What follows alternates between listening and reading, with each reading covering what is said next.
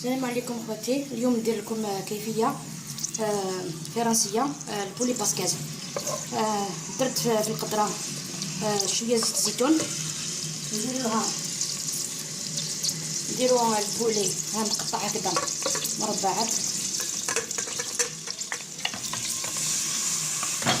نخليه يتقلى من ملح حتى يتقلى بالملح.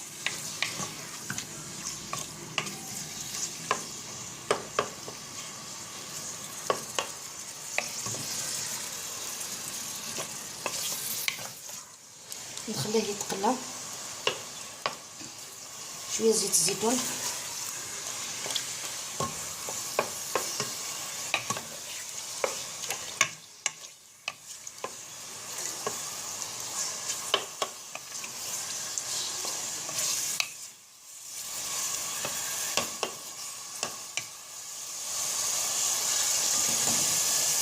ندير له الملح، نزيد له الفلفل،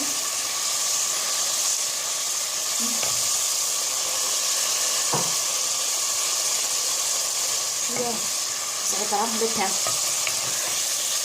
نخليه يتقلى مليح.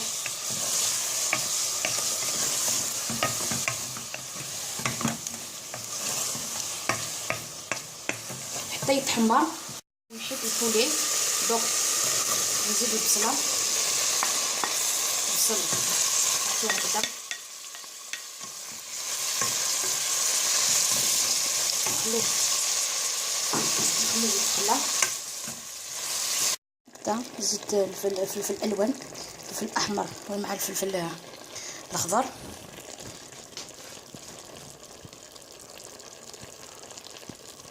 درت سنينه ثوم هايليك، زدت شويه ماء دوك، نزيد لها مغرفه هكذا تاع طماطيش صفراء، شويه مغرفه تاع فلفل بابريكا بصح شويه حاره، هذا الاضافه تاعي.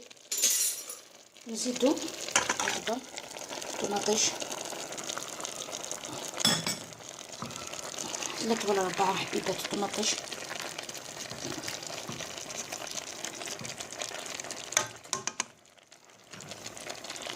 نزيد لهم شويه ماء،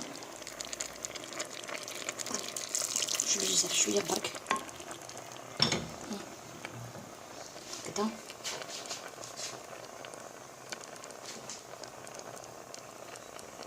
نزيد عويدات تاع لوتان زعتره، نخلوها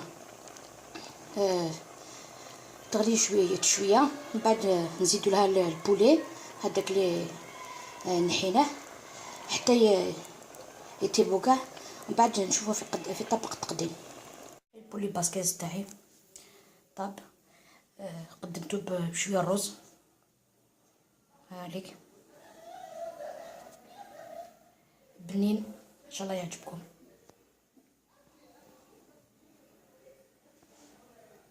نوريك